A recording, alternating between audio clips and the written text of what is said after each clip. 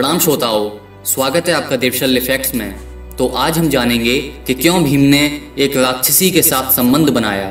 जी हाँ, तो चलिए देखते हैं। भीम पहले पांडव थे जिनकी शादी सबसे पहले हुई थी। भीम का विवाह एक राक्षस हिडिंब की बहन हिडिंबा के साथ हुआ था। जब भीमसेन ने हिडिंबासुर का वध किया और सभी पांडव माता कुंती के साथ वन से जाने लगे तो हिडिंबा भी उनके पीछे पीछे चलने लगी। हिडिंबा को पीछे आता देख भीम ने उसे जाने के लिए कहा तथा उस पर क्रोधित भी हुए। तब युधिष्ठिर ने भीम को रोक लिया।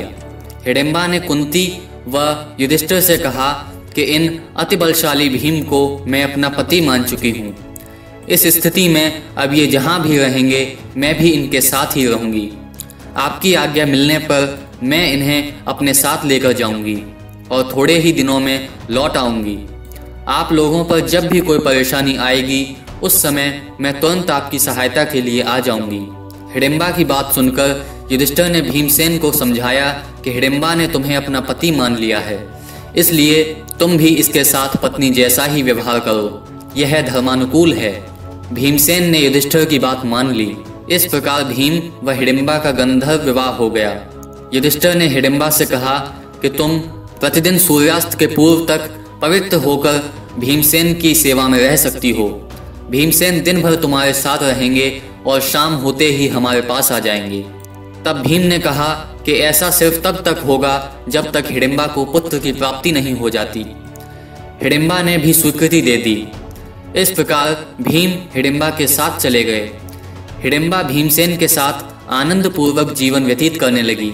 1 वर्ष व्यतीत होने पर हिडिंबा का पुत्र उत्पन्न हुआ। उत्पन्न होते समय उसके सिर पर बाल न होने के कारण उसका नाम घटोत्कच रखा गया। वह अत्यंत मायावी निकला और जन्म लेते ही बड़ा हो गया। हिडिंबा ने अपने पुत्र को पांडवों के पास ले जाकर कहा, यह आपके भाई की संतान है, अतः यह आप लोगों की सेवा में रहेगा। इतना कहकर हिडिंबा वहां से चली गई। घटोत्कच श्रद्धा से पांडवों तथा माता कुंती के चरणों में प्रणाम करके बोला, अब मुझे मेरे योग्य सेवा बताएं। उसकी बात सुनकर कुंती बोली, तू मेरे वंश का सबसे बड़ा पौत्र है, समय आने पर तुम्हारी सेवा अवश्य ली जाएगी।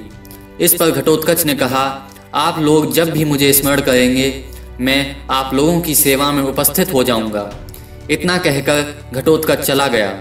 कहा जाता है कि युद्ध में कौरवों में भीम को मारने के लिए राक्षस भी शामिल हो गए थे। जब दुर्योधन ने राक्षसों से उनके प्रतिशोध का कारण पूछा तो उन्होंने कहा कि भीम ने हमारे कुल की लड़की के साथ बलात्कार किया है, किंतु वास्तविक रूप में भीम व हिडिंबा का विवाह हुआ था। यदि आपको वीडियो पसंद आए तो कृपया लाइक कीजिए, शेयर कीजिए और सब्सक्राइब कीजिए। देवशल्य फैक्ट्स में आप ऐसे वीडियो देखते रहेंगे। धन्यवाद।